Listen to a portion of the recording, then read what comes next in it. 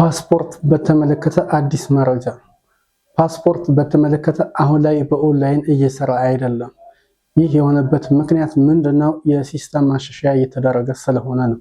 እንግዲህ አብዛኞቻችሁ በኦንላይን ለመቀጠር በየግልም በመንግስትም ተቋም የሰጣችሁ ይኖራል። ቀጥታ ወደ ዌብሳይቱ ስትገቡ ኢሜይል አካውንት እንድትመዘገቡ ነው የሚጋብዘው። ከተመዘገባችሁ ወዴት ነው የሚወስዳችሁ? ወደ አስቸኳይ ማለት ነው። አስቸኳይም ራሱ በአግባቡ እየሰራ አይደለም። ስለዚህ አብዛኞቻችሁ በተለይም ለደሴ ዲስትሪክት ወይም ለደሴ ኢሚግሬሽን በኦንላይን ለመቀጠር በተለይ እኛም ጋር ለማስቀጠር የሰጣችሁን በሙሉ ያው የዘገየባችሁ ዋነኛው ምክንያት ምንድነው? ሰሞኑን የሲስተም ማሻሻያ የተደረገ ስለሆነ ዌብሳይቱ እየሰራ አይደለም። ስለዚህ ማንኛችሁም በትዕግስት እንድጠብቁ እንጠይቃለን።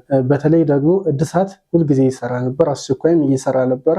በማሻሻያ ምክንያት ነው እየዘገየ ያለው። እንግዲህ ብዙ ጊዜ ማሻሻያ ሲሰሩ 6 ወር የነበረው ወደኋላ አጥሮ ነው የሚለቀቀው። ስለዚህ ይህም አንዱ ትልቅ ተስፋ ነው ማለት ነው። ስለዚህ አብዛኞቻችሁ በኦንላይን ለመቀጠር የሰጣችሁን የዘገየበት ምክንያት ይህንን አውቃችሁ በትዕግስት እንድትጠብቁ እንላለን። ሌሎች ደግሞ አዲስ ለመቀጠር የፈለጋችሁ በተለይ እድሳት በተመለከተ ሰሞኑን ያው በሶሻል ሚዲያ የምንለቅ ይሆናል፣ ሲለቀቅ እንድትመጡ እንላለን። ምክንያቱም እድሳት ቀጥታ ወዲያው መታችሁ ወዲያው ስለምትቀጠሩ ማለት ነው።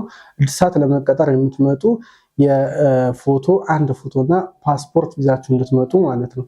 አዲስ ደግሞ ለመቀጠር የምትመጡ አዲስ ማሻሻያ ተሰርቷል። ይሄው ማሻሻያ ምንድነው? የዲጂታል መታወቂያ ያስፈልገዋል፣ የቀበሌ መታወቂያ ያስፈልገዋል። በይበልጥ ደግሞ የልደት ካርዱ ከጀርባ ማህተም መመታት አለበት። እስከዛሬ ከጀርባ ቢመታም አያስተናግዱም ነበር። በተለይ ደሴ ላይ ከጀርባ ማህተም ሲባል ቀበሌ ያጸደቀውን ሳይሆን በጽህፈት ቤት በኩል የጸደቀውን ነው። ቀበሌ የልደት ካርዱን ነው የሚሰጠው።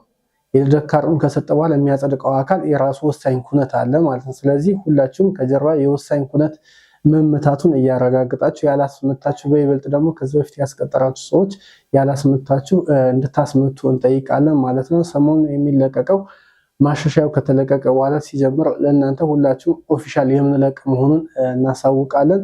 ስለዚህ በትዕግስት እንድትጠብቁና እንድትከታተሉ